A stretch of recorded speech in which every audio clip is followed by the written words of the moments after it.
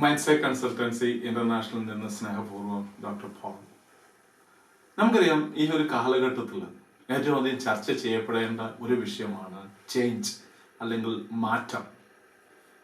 മാറ്റം ആഗ്രഹിക്കുന്നുണ്ട് എല്ലാവരും. മാറ്റത്തിന് വേണ്ടി ആഗ്രഹിക്കാത്ത ഒരാളും ഈ ലോകത്തില്ല. എന്നാൽ ബേണിംഗ് ഡിസയറോട് കൂടിയിട്ട് തീഷ്ണമായിട്ടുള്ള ഒരു ആഗ്രഹത്തോടു കൂടി മാറ്റം ആഗ്രഹിക്കുന്ന ആൾക്കാർ ആരും തന്നെ ഇല്ല എന്ന് പറയാം.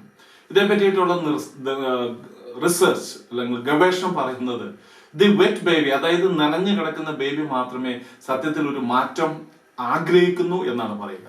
ബാക്കി നമ്മളെല്ലാവരും മാറ്റം ആഗ്രഹിക്കുന്നു എന്ന് പറയുമ്പോൾ സത്യത്തിൽ നമ്മൾ മാറ്റം ആഗ്രഹിക്കുന്നില്ല. അപ്പോൾ അതുകൊണ്ട് തന്നെ ഈ മാറ്റത്തെ പറ്റിയിട്ട് നമ്മൾ വലിയ ഒരു ട്രെയിനിങ് പ്രോഗ്രാമിലൂടെ, ഒരു പരിശീലന പരിപാടിയിലൂടെ പോയിട്ട് നമുക്ക് മാറുവാനായിട്ട് സാധിക്കും. അതിനു വേണ്ടിയിട്ടുള്ള ധാരാളം സ്റ്റെപ്സുകൾ ഉണ്ടെങ്കിലും ഏറ്റവും ഷോർട്ടസ്റ്റ് ആയിട്ടുള്ള സ്റ്റെപ്സിനെ ഞാൻ ഒന്ന് പരിചയപ്പെടുത്താം എന്ന് കരുതിയാണ്. ന്യൂറോളജിക്കൽ ലെവൽസ് ഓഫ് ചേഞ്ചസ്, അതായത് നമ്മളിൽ മാറ്റം വരുമ്പോൾ ഏറ്റവും അടിസ്ഥാനപരമായിട്ട് മാറ്റം വരുത്തേണ്ടത് നമ്മുടെ എൻവയൺമെന്റിലാണ് മാറ്റം വരുത്തേണ്ടത്. ഈ എൻവയൺമെന്റിലാണ് നമ്മൾ ഏറ്റവും കൂടുതൽ സ്വാധീനം ചെലുത്തുന്നതും എന്നും ഞാൻ കഴിഞ്ഞ ക്ലാസ്സിൽ പറഞ്ഞിരുന്നത്. ദ ബയോളജി ഓഫ് ബിലീഫ് എന്ന് പറയുന്ന പുസ്തകത്തിൽ ബ്രൂസ് ലിപ്റ്റന് ഈ എൻവയൺമെന്റിനെ പറ്റിയിട്ട് വളരെ ശക്തമായിട്ട് ഡോക്ടർ ഇർവിന്റെ ആ ഒരു പഠനത്തോട് ചേർന്ന് വെച്ചുകൊണ്ട് തന്നെ എൻവയൺമെന്റൽ ഇൻഫ്ലുവൻസ് ആണ് നമ്മളൊരു മാറ്റത്തിൽ ഏറ്റവും ആദ്യം മാറ്റം വരുത്തേണ്ടത് നമ്മുടെ എൻവയൺമെന്റിലാണ് എന്ന് നമ്മൾ കണ്ടെത്തുകയുണ്ടായി.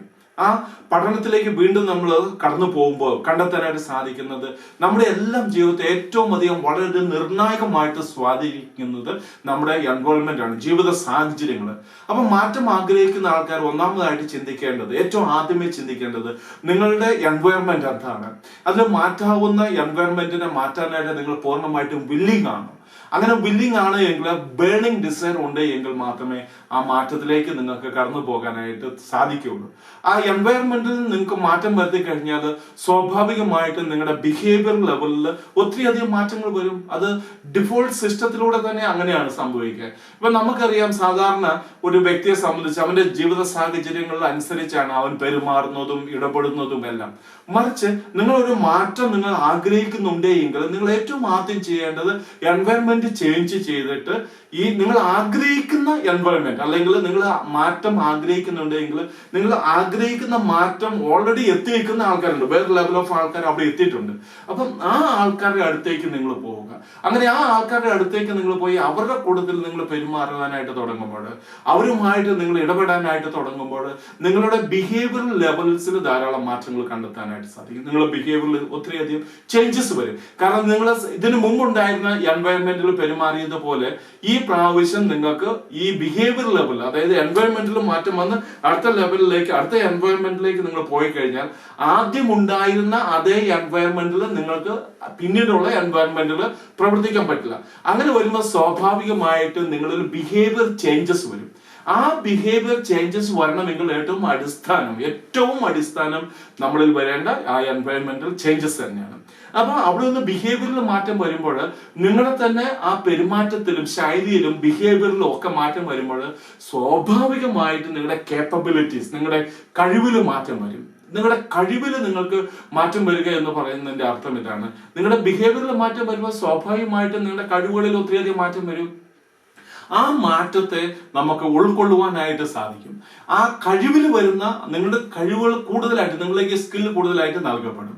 അതേപോലെ തന്നെ കേപ്പബിലിറ്റീസിൽ മാറ്റം വന്നാൽ നിങ്ങളുടെ ബിലീഫ് സിസ്റ്റത്തിൽ മാറ്റം വരും. ബിലീഫ് സിസ്റ്റത്തെ പറ്റിയിട്ട് കമ്പാരിറ്റീവ്ലി ഒരല്പം ആധികാരികമായിട്ട് കഴിഞ്ഞ ടോക്കിൽ ഞാൻ നൽകിയിട്ടുണ്ട്.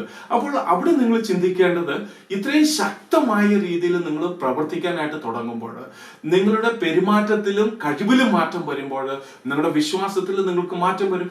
ഒറ്റ പ്രാവശ്യം നിങ്ങൾ ഒരു പ്രവൃത്തി ചെയ്താൽ പിന്നീട് നിങ്ങൾക്ക് ആ പ്രവൃത്തി ചെയ്യാൻ കഴിയുമെന്ന് നിങ്ങൾ നിങ്ങളെ തന്നെ കൺവിൻസ് ചെയ്യുകയാണ്. ഇപ്പോൾ ഞാൻ തന്നെ നടത്തിയിട്ടുള്ള വർക്ക്ഷോപ്പുകളിൽ ഈ ഫയർ വർക്സ് ഒക്കെ നടത്താറുണ്ട്. അപ്പൊ ഈ ഫയർ വർക്സിന് ആദ്യ സമയങ്ങളിൽ ഈ ആൾക്കാർ ഇതിന്റെ അകത്തേക്ക് ഒന്ന് പ്രവേശിപ്പിക്കുക എന്ന് പറയുന്നത് വളരെ പ്രയാസമുള്ള കാര്യമാണ്.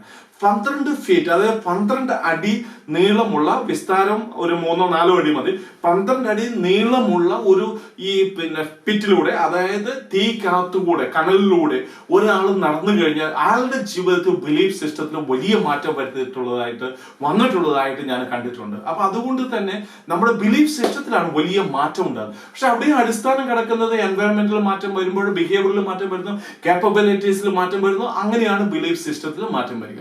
ആ ബിലീഫ് സിസ്റ്റത്തിൽ നിന്നുകൊണ്ട് ഐഡന്റിറ്റിയിലേക്ക് പോവാണ്. ഹോമായി, ഞാൻ ആരാണ്? ഇവിടെ ഞാൻ ആരാണ് എന്നുള്ളൊരു ചോദ്യം ഞാൻ അടുത്ത ഒരു ടോക്കിൽ നൽകുന്നതാണ്. കാരണം അതൊരു വലിയ സബ്ജക്റ്റ് ആണ്. ഞാൻ ആരാണ്? ഹോമായി, ഞാൻ ആരാണ്? സോക്രട്ടീസ് പറയുന്നത് ഏറ്റവും വലിയ അറിവ് സ്വയം അറിയുക എന്നാണ്.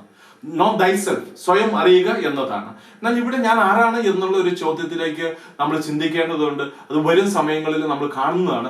അതേസമയം ഞാൻ ആരാണ് എന്നുള്ള ചോദ്യത്തിന് ഉത്തരം നമ്മൾ സാധാരണഗതിയിൽ ഞാൻ ആരാണ് എന്ന് ചോദിച്ചാൽ എൻ്റെ പേര് പറയും.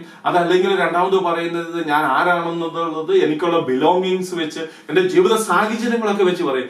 പക്ഷെ അതൊന്നും ഞാനല്ല, മറിച്ച് ഞാനെന്ന് പറയുന്ന യഥാർത്ഥത്തിലുള്ള ദ ട്രൂ സെൽഫ് എന്ന് പറയുന്നത് ഇതുവരെയും ആരും അറിയാത്ത, കാണാത്ത, എന്നിനുള്ളിൽ മറിഞ്ഞു കിടക്കുന്ന ഒരു ട്രൂ സെൽഫ് ഉണ്ട്. ആ ട്രൂ സെൽഫിനെ ഞാൻ കണ്ടെത്തണമെങ്കിൽ, ഹുവമായി എന്നതിലേക്ക് പോകണമെങ്കിൽ തീർച്ചയായിട്ടും അല്പം നമ്മുടെ പ്രോസസ്സിങ്ങിലൂടെ കടന്നു പോകുമ്പോൾ ഞാനെങ്കിലും എന്നോട് പറയണം ഞാൻ ആരാണ് എന്ന്, ഞാൻ എന്നോടെങ്കിലും പറഞ്ഞു തുടങ്ങണം. അങ്ങനെ ഞാൻ എന്നോട് പറഞ്ഞു തുടങ്ങണമെങ്കിൽ ഞാൻ എൻ്റെ ഉള്ളിലേക്ക് ചെല്ലുമ്പോഴായിരിക്കും ചിലപ്പോൾ ഭയാനകമായ, ഭീകരമായിട്ടുള്ള ചില കാര്യങ്ങൾ നമ്മൾ കണ്ടെത്തുന്നത്, എന്നിൽ മറിഞ്ഞു കിടക്കുന്ന. ഇപ്പൊ ഉദാഹരണത്തിലേക്ക് വരികയാണെങ്കിൽ, എനിക്ക് അസൂയുള്ള ഒരാളാണെങ്കിൽ ഞാൻ ഒരിക്കലും പറയുകയല്ല, ഞാനത് പബ്ലിക്കായിട്ട് ഒരിക്കലും പറയുകയല്ല, പബ്ലിസിറ്റി ചെയ്യില്ല. പക്ഷെ ഞാൻ പോലും അറിയുന്നില്ല എങ്കിൽ ദാറ്റ്സ് എ ഡേഞ്ചറസ് സോൺ. നമ്മൾ വലിയ അപകടാവസ്ഥയിലാണ്. അത് കഴിഞ്ഞാൽ പിന്നീടുള്ളത് ഹയർ പർപ്പസ് ആണ്. ഞാൻ അതിലേക്ക് ഈ ന്യൂറോളജിക്കൽ ലെവൽസ് ഓഫ് ചേഞ്ചസിലേക്ക് വരുമ്പോൾ ഈ ഹയർ പർപ്പസിലേക്കൊക്കെ ഉള്ളതും ഈ ഇതിന്റെ ഓരോ സെഗ്മെന്റിനെ പറ്റി വളരെ ആധികാരികമായിട്ടുള്ള പഠനങ്ങൾ നടത്തുന്നുണ്ട്.